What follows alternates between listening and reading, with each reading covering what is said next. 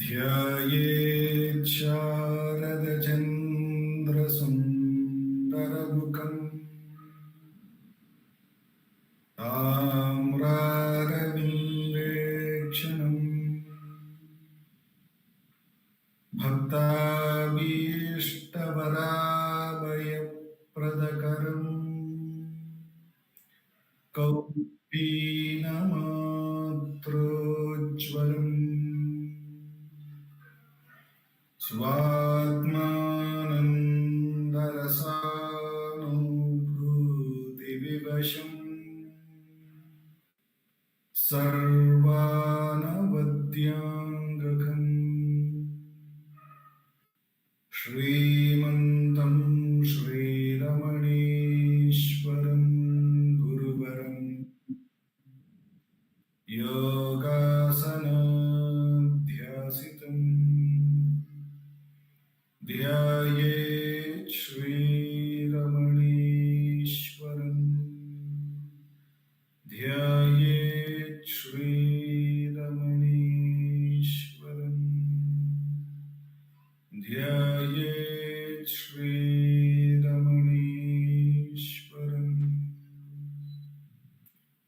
हृदयकुहरमध्ये केवलं ब्रह्ममात्रम्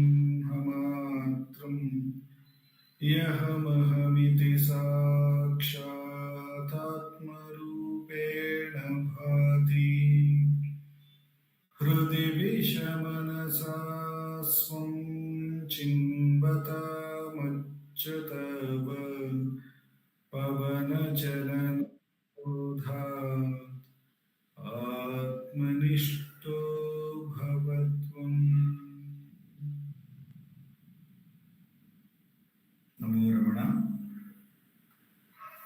In this week's Friday Atma Vichara session, as always, we will be reading Bhagavan's Upadeshan and contemplating on it by His abundant grace. And we have been reading His Upadeshan in the form of a question and answer from the book Ramana Answers, Self-Enquiry, 1900 to 1950, a compilation of all the answers given by Bhagavan on the subject matter of Atma Vichara. And this wonderful compilation has been put down by our founder, President Sri A.R. Natarajanji. And we have been looking at the question answers put to the Bhagavan between 1936 to 1950. And this week we will look into the 79th question. After contemplating on this question, we will meditate on it and then have a 20 minutes self-enquiry or Atma Vichara session. After that, our President Sarada Akka would be talking about Atma Vichara as it has been contemplated in Ramana Gita, a Sanskrit work by Ganapati Muni, wherein it is the same question answers. It has been put to Bhagavan or answered by Bhagavan, captured in the form of a Sanskrit Gita, which would be contemplated by Akka. And finally, we will have the concluding prayers to Bhagavan. The 79th question goes this way. Devotee says, will I be able to realize the self? This is the question. Will I be able to realize the self?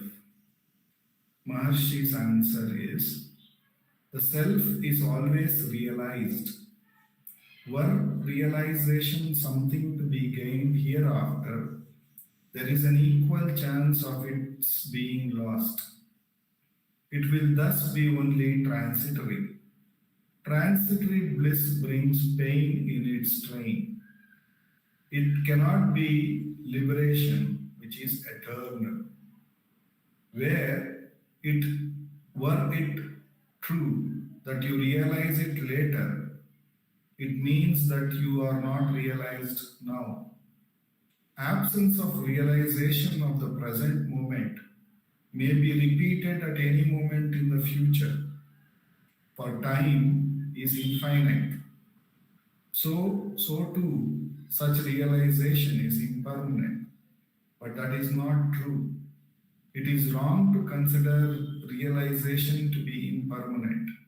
It is the true eternal state which cannot be changed. I repeat Bhagavan's answer. The self is always realized. Were realization something to be gained hereafter, there is an equal chance of its being lost. It will thus be only transitory. That means the realization will thus be transitory. Transitory bliss brings pain in its train. It cannot be liberation, which is eternal. Were it true that you realize it later, it means that you are not realized now. Absence of realization of the present moment may be repeated at any moment in the future, for time is infinite. So too, such realization is impermanent.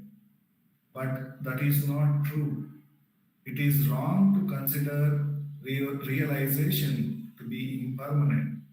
It is the true eternal state which cannot change.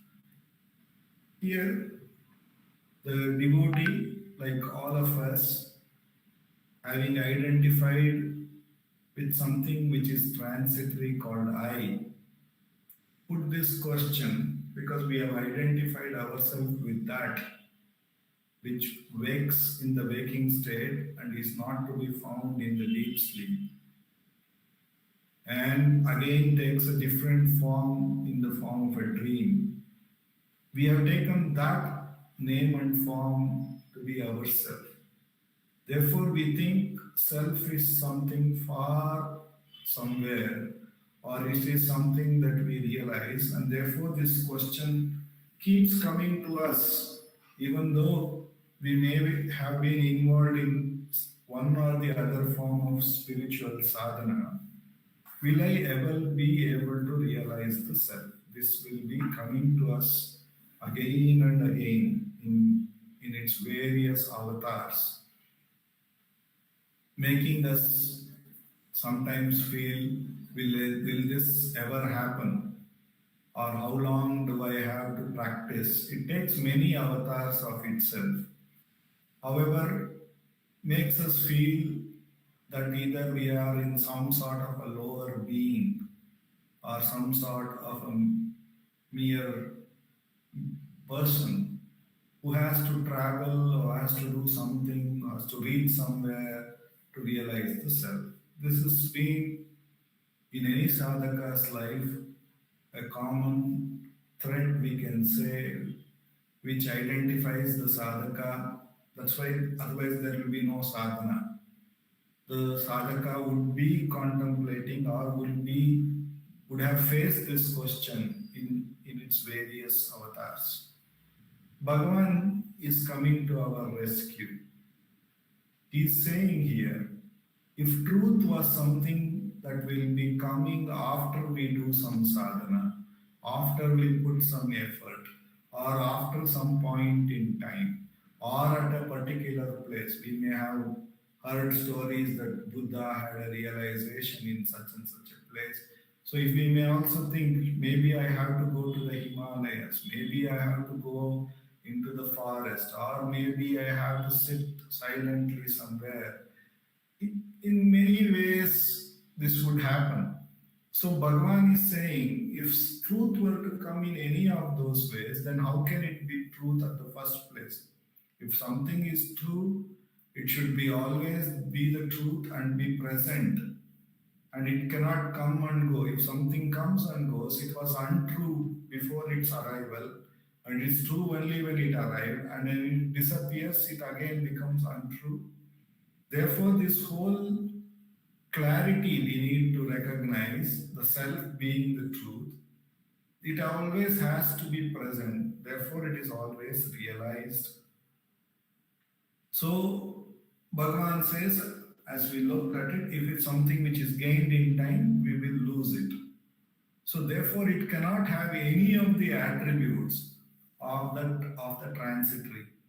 What is a transitory thing we have seen? A thought. We may not know 5 minutes from now which thought will rise, but it appears, and when it appears, it looks very real, and it seems to make lot of sense at that point in time. It may rise due to circumstance, it may be a self um, suo moto thinking, we can say though. Somehow it will come, but when it rises, it takes the center stage. It grabs our attention. It looks very real. It makes all sense. Now, if that thought will stay, as long as it stays, it keeps us involved and attended, and it again goes away. From morning till this satsang, we all know we have faced innumerable number of thoughts, and all of them have gone away. Can truth be like that? Truth cannot be something which will come and go. So, and another thing very beautifully Bhagavan brings our attention here is whatever begins will also end.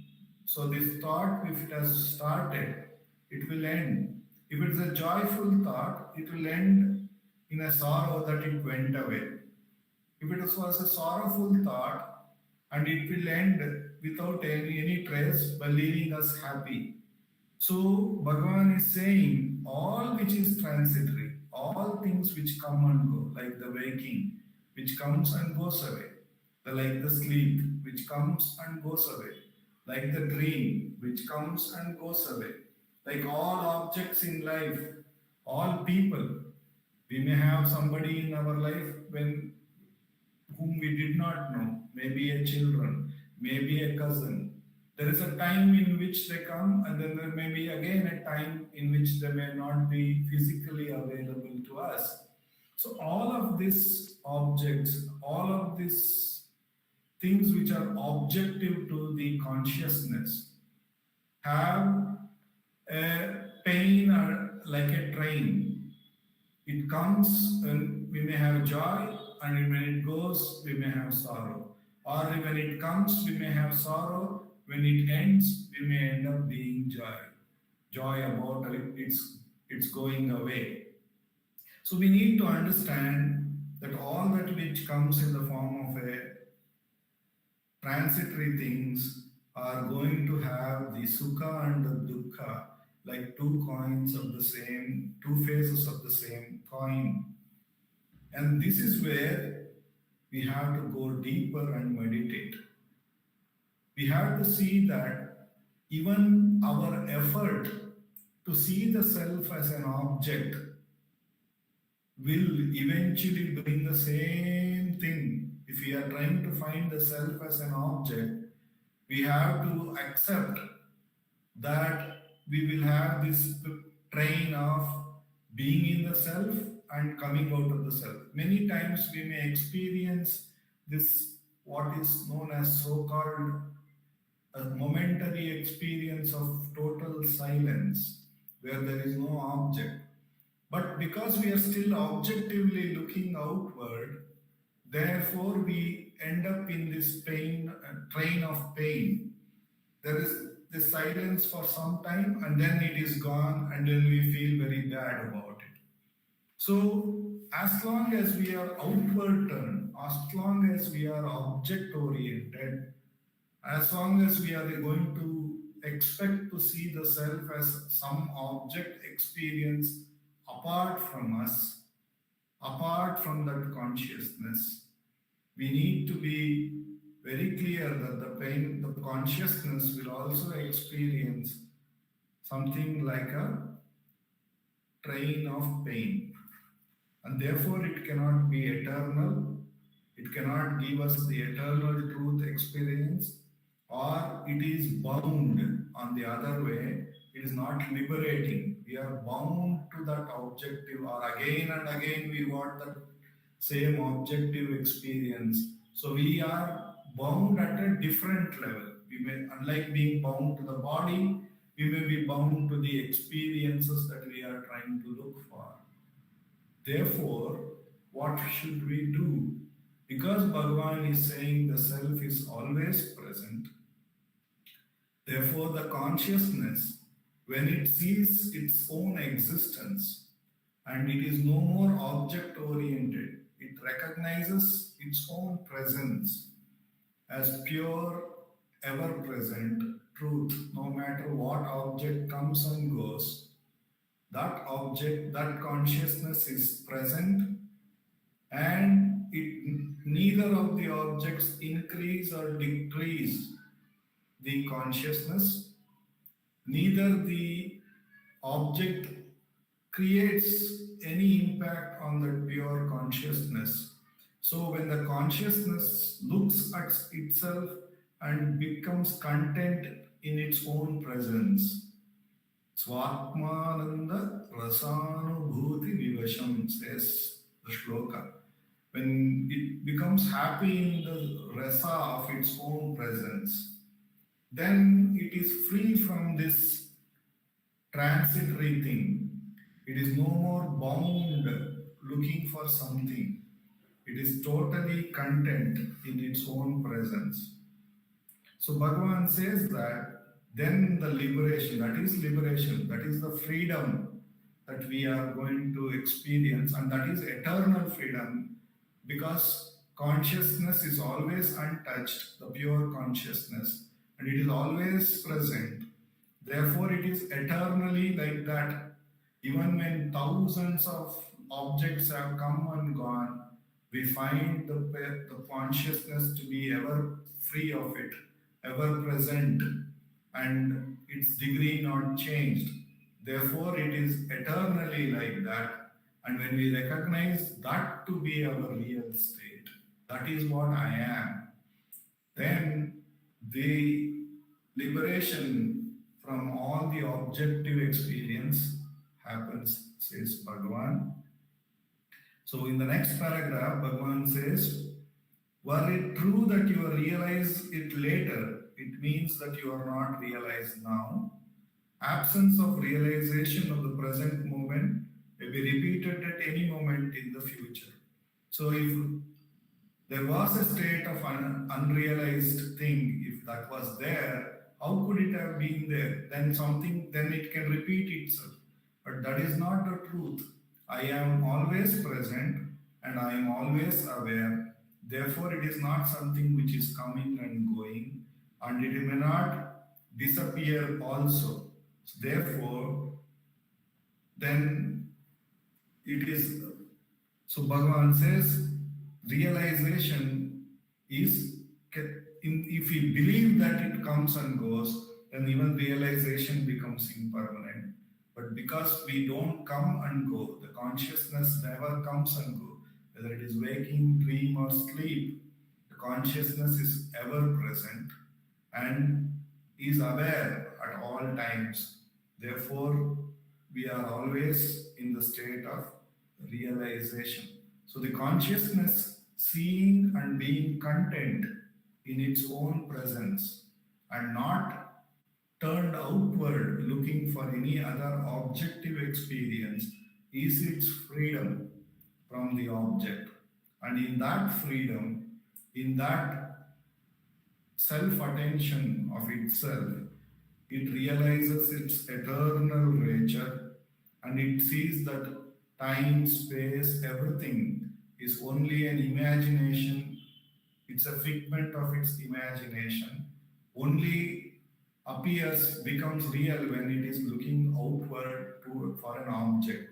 Otherwise, what is present is itself, the pure awareness, sans all objects. That becomes the realization. So the eternal, it recognizes its unchanging eternal state, says Bhagavan. And therefore, to make us realize that unchanging eternal state of ours, Bhagavan repeatedly asks us to turn within whenever consciousness is turning outward by attending to a thought which is again an object. And he asks us to diligently inquire to whom is this thought? Who am I? And therefore, taking the object which appeared to the consciousness as an opportunity, rather getting disturbed by the object, this should not appear. We should look at it as an opportunity to turn back to the source which is able to make us see this object through the inquiry to whom is this? Who am I? And having turned within and having recognized ourselves as the consciousness, we should attend to our own presence, the presence of the consciousness, and remain in that eternal truth which we are. And by repeated practice, Bhagavan assures that the mind will gain enough strength to remain at its source. With the immense grace of Bhagavan, for the next 20 minutes, let us do Atma Vichara.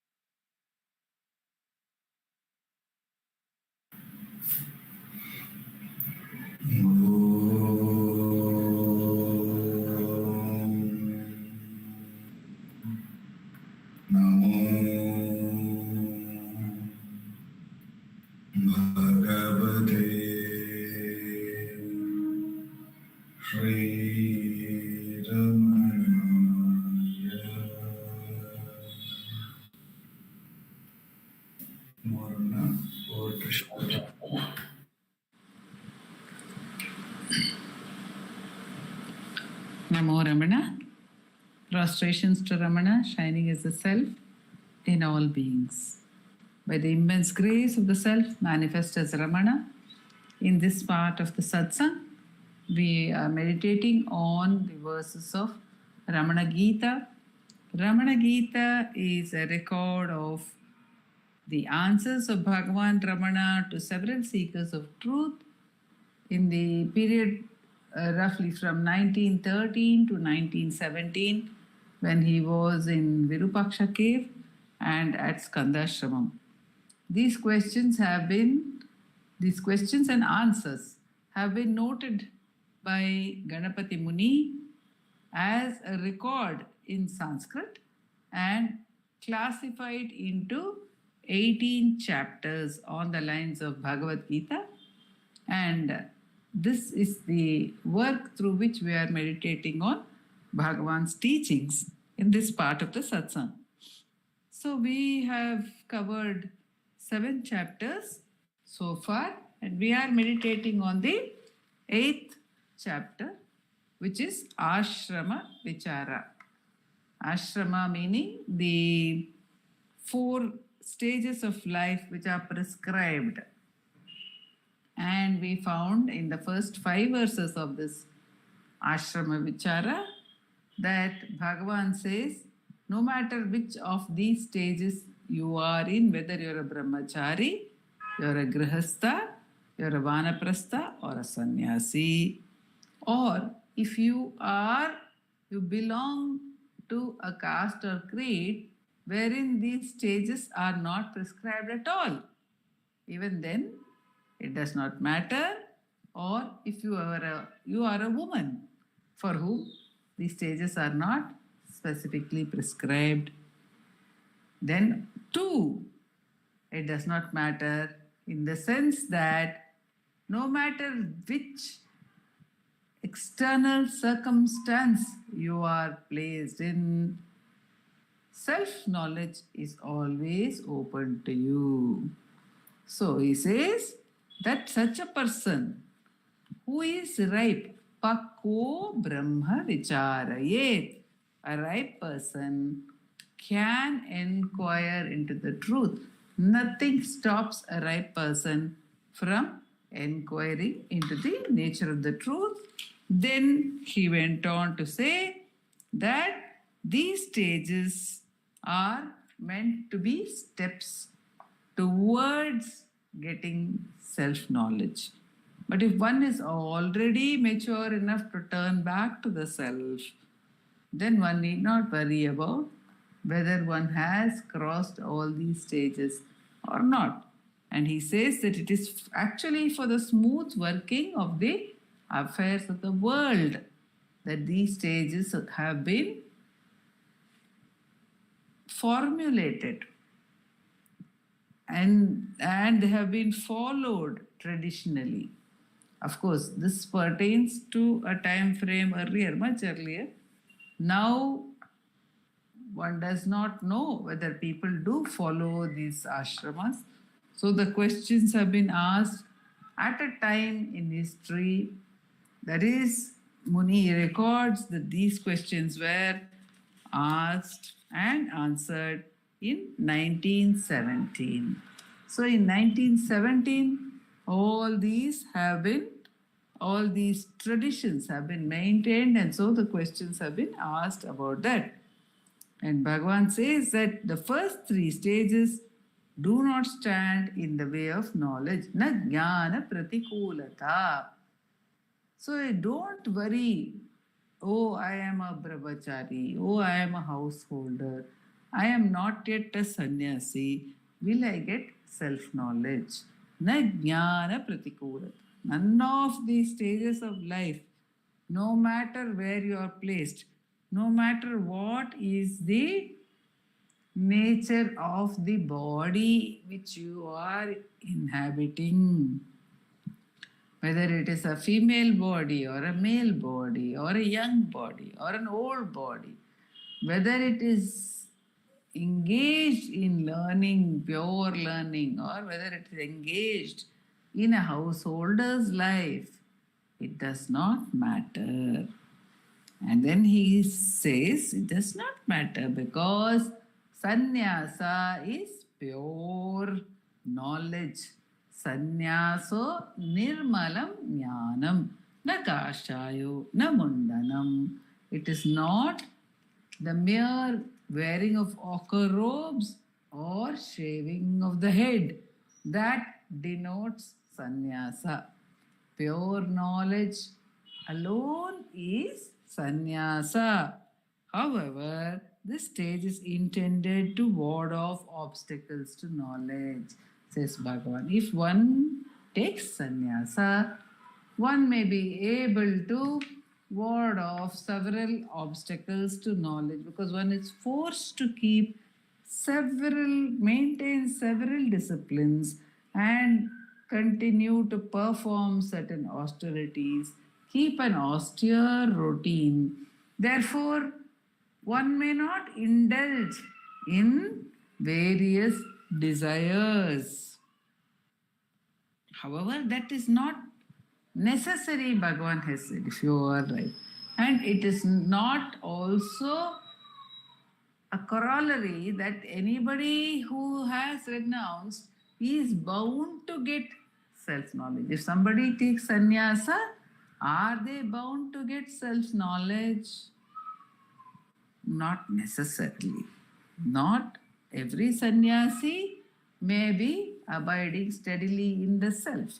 But what we do understand and why we give regard to the sannyasis is because they have chosen to give up a large degree of worldly pleasures and indulgences, which may crop up at any point of time and one may get carried away by such indulgences.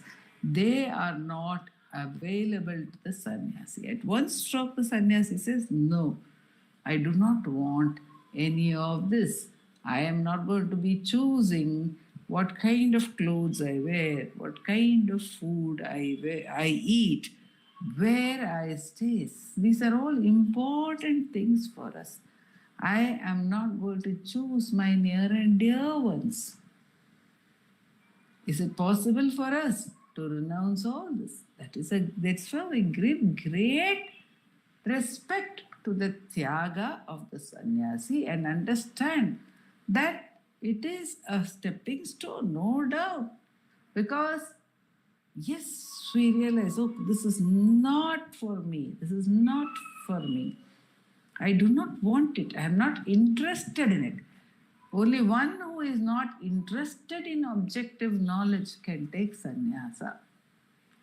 And Bhagavan has told us already in the chapter on self-enquiry that one who is not interested in sense objects, for such a one, self-enquiry will become more effective. It will be stronger. It will be able to blossom more fully in such an individual. Therefore, the sannyasa, Bhagavan says, is a good stage. Of course, this sannyasa, as Bhagavan has said, na kashayo na mundanam. It is not the wearing of particular robes. It is renunciation. So, whatever we renounce, and Bhagavan says, even if we renounce one single thought, it will go a long way in establishing us again in the self.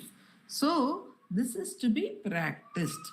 But Bhagavan continues to say, what are the important aspects of each of these stages? He says in Brahmacharya, what about Brahmacharya? How can one make the stage of Brahmacharya conducive to the attainment of self-knowledge? What is the stage of Brahmacharya? The stage of Brahmacharya is the stage of learning. A Brahmachari is one who is acquiring learning. We are engaged in studies and only in studies. A Brahmachari is not earning any livelihood. he or she, now you may say she, normally in those days it was he, is fully dedicated only to the process of learning. So, with complete Shraddha, total dedication to the Guru, the Brahmachari does his or her study. Bhagavan says, Brahmacharyena Shuddhena Grihitve Nirmalo Bhavet Sarvesham Upakaraya Grihasashrama Uchyate. So he says, if one is pure, Brahmacharyena Shuddhena, one should remain pure in whatever one's undertakings are. What happens? Then the next stage will also be one of purity, says Bhagavan. Purity as a bachelor leads to purity in life as a householder. So it's very important to remain pure. What is pure? Pure is that in which there is no mixture of other factors. Milk is pure when water is not added, when nothing else is added to it. So, what is purity of thought in the brahmachari? A brahmachari is a student.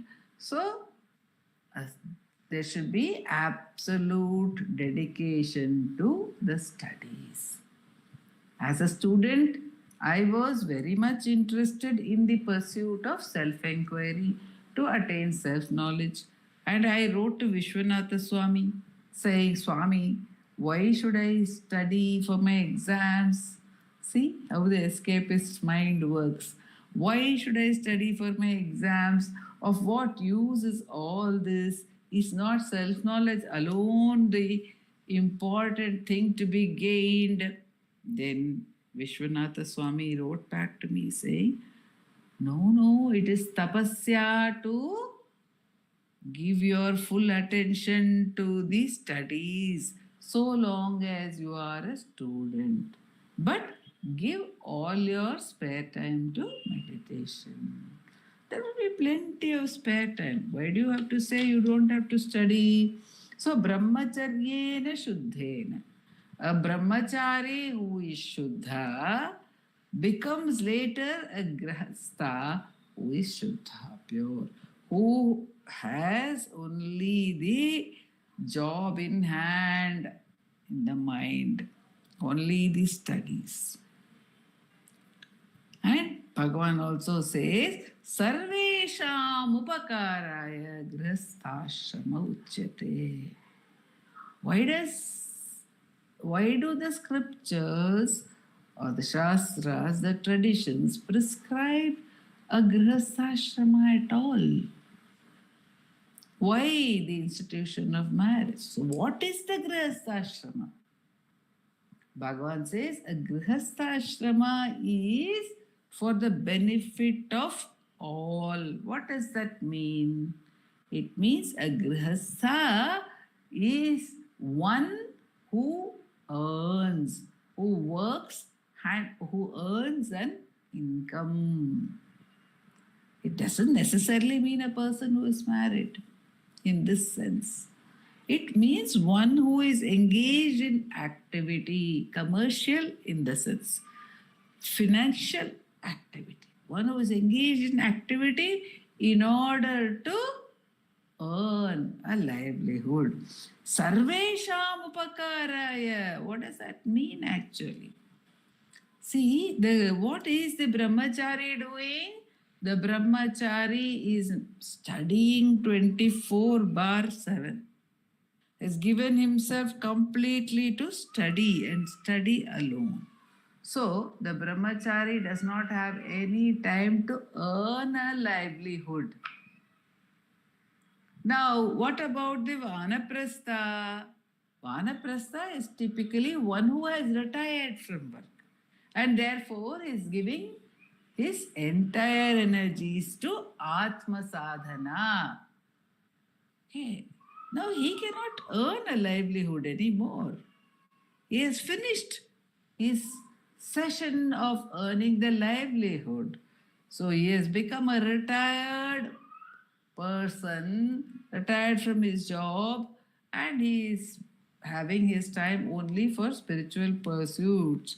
So he cannot contribute to the society financially.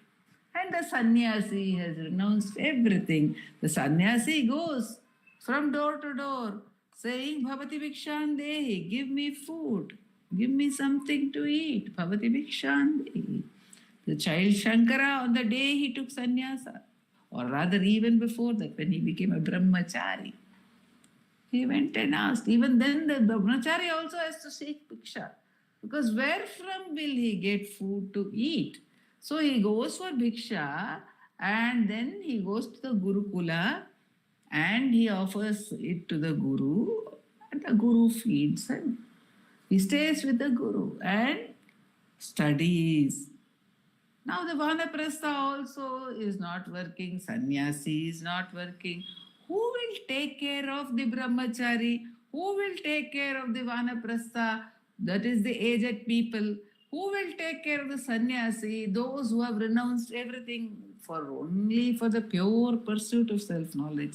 It is the grihastha alone who has to take care. So, sarvesham upakaraya grihastha-ashrama uchyate. The grihastha-ashrama, Bhagavan says, is not for the joy or pleasure of the grihastha. It is for taking care of society. It is for taking care of the people who belong to the other ashramas, the students or the children of that grihastha. They are taken care of by that grihastha. The parents who are old are taken care of by the grihastha. And the others who are engaged, who are sannyasis, who are engaged in doing only maybe work for society. These days it is maybe an NGO, it may be a person.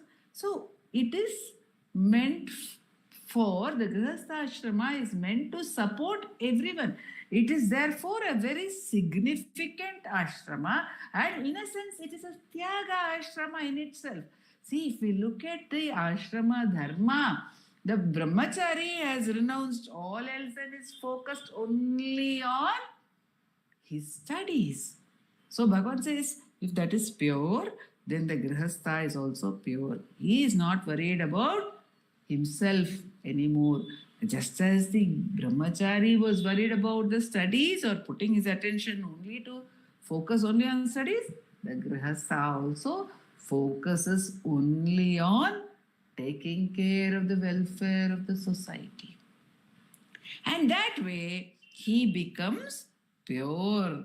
Then Sarvada Vita Sangasya Grihastasyapi Dehina Param Praspurati Jyotis Tatra Naivasti Samshayam. So such a Grihastha who is working without attachment for the good of all, Bhagavan says, the self will shine forth within him. Tatra Naivasti Samshaya. There is no doubt. Sarvada Vita Sangasya. At all times, without any selfish motive, the grihastha who does his role of working for the welfare of society, he is bound to get enlightened, says Bhagavan in this chapter on Ramana Gita.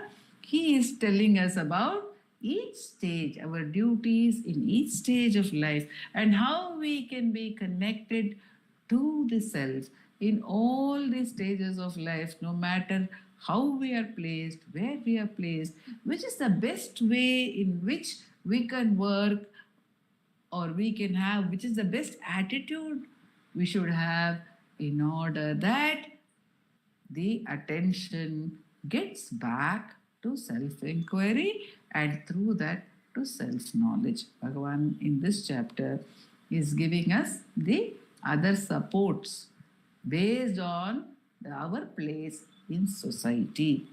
And he is repeatedly telling us we need not worry about how we are placed in life. Rather, within that framework, we should seek to get back to the truth, which is then a certain blessing. Nishchayat na samshayah. Bhagavan says, naivasti samshayah. That is his assurance. Om Namo Bhagavate Sri Ramanaya.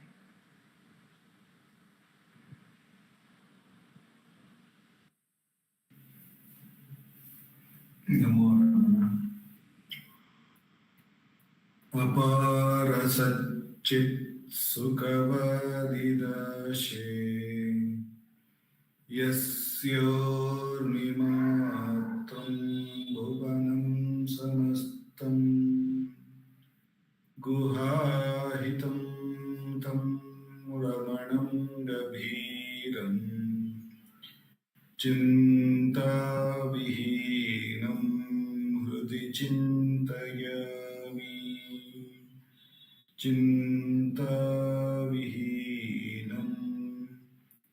हृदि चिन्तयामि.